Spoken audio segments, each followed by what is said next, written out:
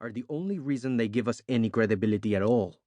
Muñoz is proof that the cartels don't run the nation.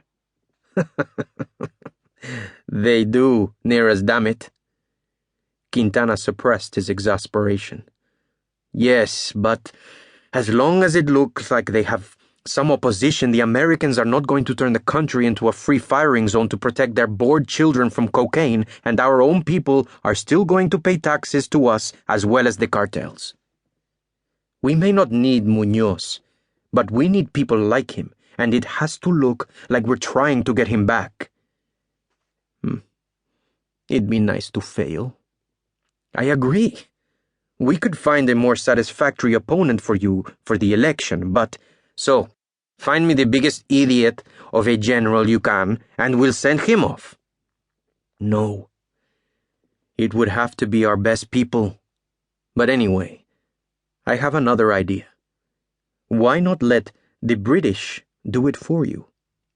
Their men need rescuing too, and if they fail, we have a convenient scapegoat, no? Could they even attempt such an operation so far from England?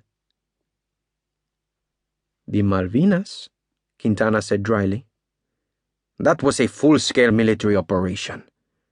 I know, but they have the capacity, believe me. They might refuse. Quintana laughed.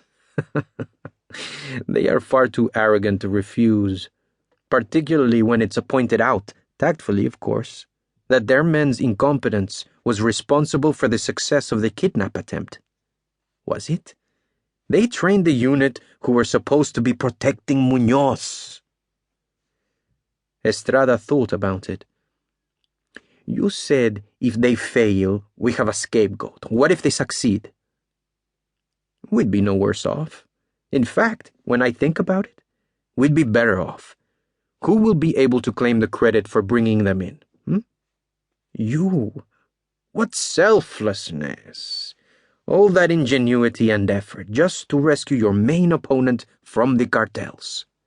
Everyone will be impressed. Estrada shook his head. I still think I'd rather have Muñoz in a box. Quintana was looking at his watch. It's 5 a.m. in London. No point in waking them up. You can talk to your favorite first thing in the morning. Okay.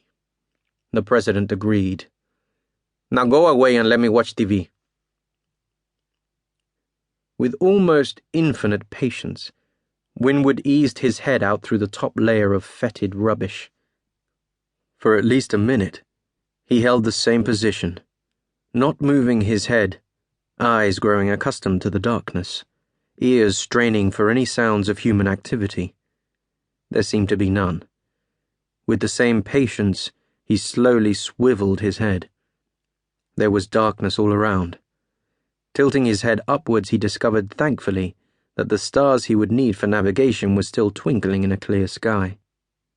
Still conscious of the need to make as little noise as possible, he eased himself out of the flank of the rubbish mountain and gingerly descended to the firmer ground around its base.